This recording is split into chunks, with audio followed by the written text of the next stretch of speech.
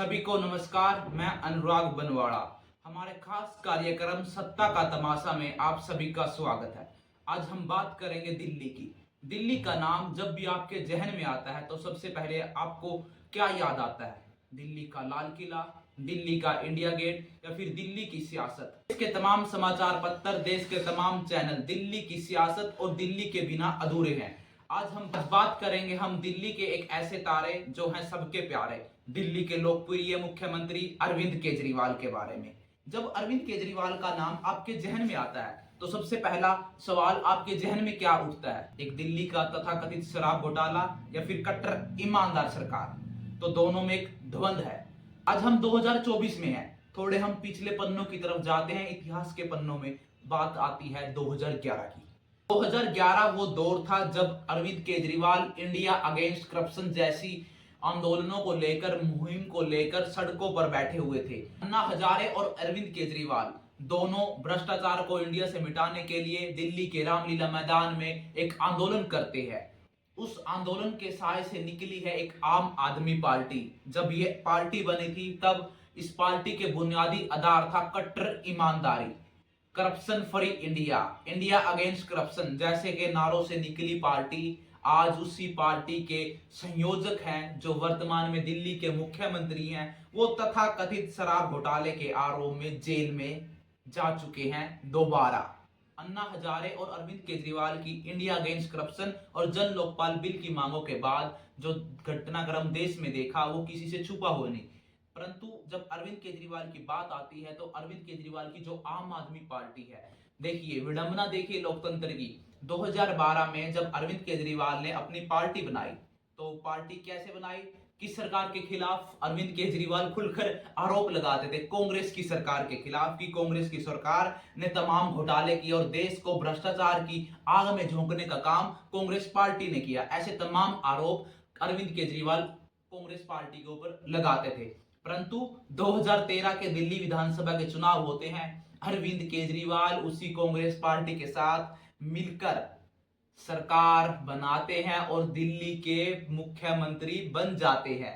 लोकतंत्र का इससे बड़ा मजाक क्या बन सकता है? जो व्यक्ति लोकतंत्र में अपनी पार्टी बनाता है, आंदोलन से निकलकर पार्टी की नींव रखता है, कट्टर ईमानदार अरविंद केजरीवाल आंदोलन से निकलकर पार्टी बनाकर जिस सरकार के खिलाफ उन्होंने तमाम आरोप लगाए थे, भ्रष्टाचार के तमाम घोटालों को उजागर करने के लिए कांग्रेस के ऊपर तमाम अरविंद केजरीवाल ने आरोप लगाए। परंतु जब वो दिल्ली के विधानसभा चुनावों में उस पार्टी के साथ मिलकर सरकार बनाते हैं तो अरविंद केजरीवाल ड्यूल नेचर के हो जाते हैं।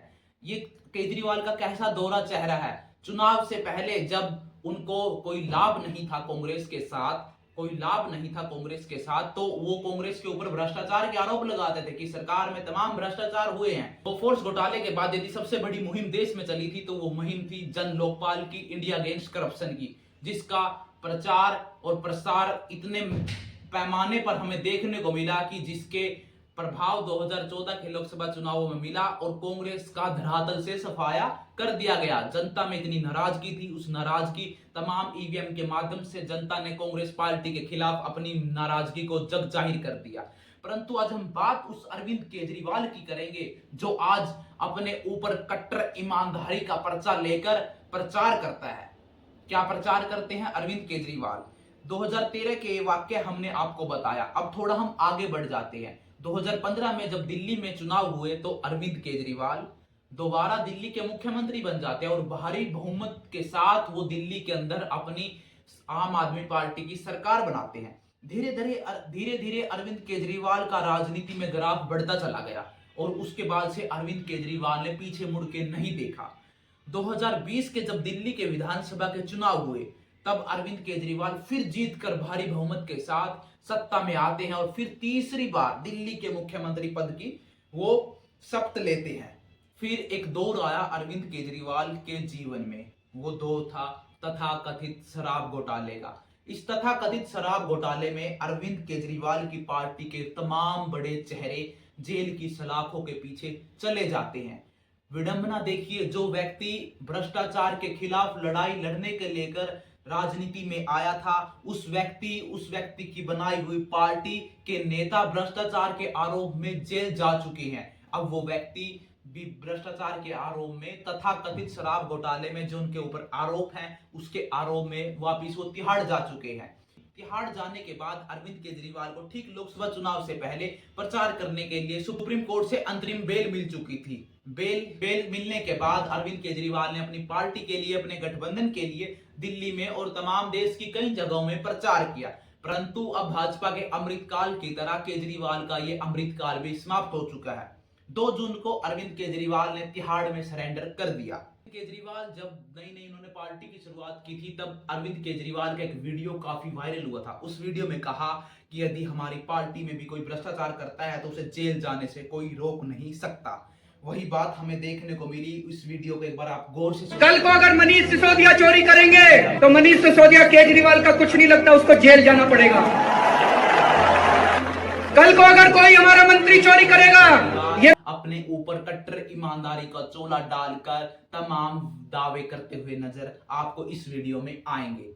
पर सच क्या है? क्या तथाकथित शराब घोटाले में आम आदमी पार्टी और अरविंद केजरीवाल के इस दोहरे चरित्र का सच क्या है, ये तो हमें आने वाले समय में सबको पता चल जाएगा।